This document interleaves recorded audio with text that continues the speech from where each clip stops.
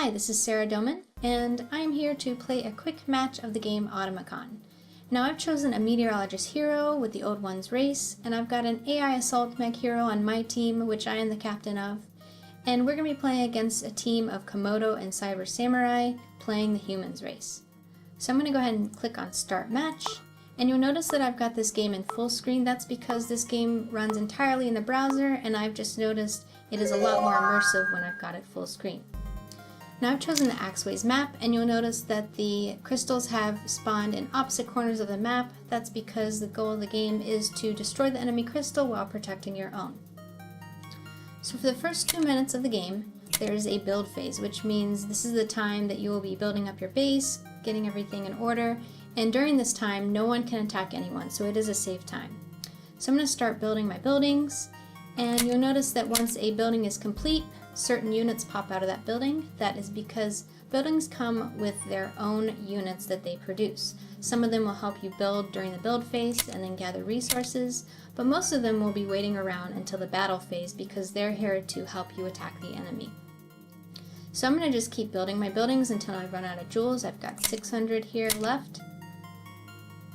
And I'm going to right click on the terrain so that I can move my hero around and see more of my base. And then I'm going to use the rest of my jewels to build 2 towers out front, as one would normally do during an RTS game.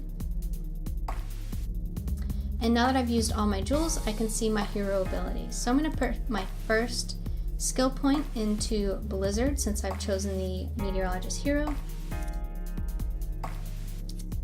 And you'll notice with your crystal, if you happen to get injured in battle, you can run back to your crystal and it will rejuvenate your health. Also, if you happen to die in battle, you will automatically respawn at your crystal.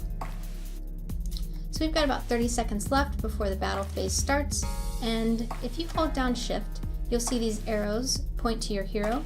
Your hero becomes sticky, and if you walk by your ally units, they start to follow you. Now I'm holding down shift, and once I release, they go back to doing what they're doing. So one strategy I like to do is hold down shift when battle phase starts and gather up all of my units. And rather than having them charge all the way out in the middle, as they would normally do, I like to hold them back and bring the battle towards my tower so that I've got an advantage over my enemy.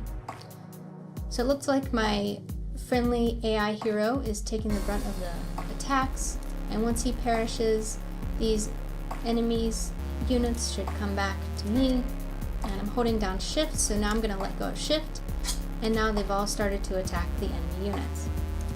So while this battle is going on, I like to take a peek at the enemy base, and I can't just go and start attacking the crystal. I could, but it wouldn't be very effective. So one interesting thing about this game is once enemies die, they respawn from the buildings as long as the building is still standing. So I'm going to use the ability hotkey Z to unleash my blizzard on the enemies. So I'm going to hit Z and then left click where I want to cast the blizzard. And as you can see, it's slowing down the enemy units. Now I've got another skill point I'm going to put into give me more mana, and one more skill point for Firewalk. This skill is a toggle skill, so I'm going to press F hotkey, and as I walk, I'm leaving trails of fire that causes damage to the enemies, and then I can just hit F to toggle it off. So that's a fun little skill as well. So as you can see, this game is fun and challenging, and might I add, a little addictive. Stay tuned for more videos on how to play AUTOMAKHAN, and I'm going to keep pursuing this crystal. Thank you for watching.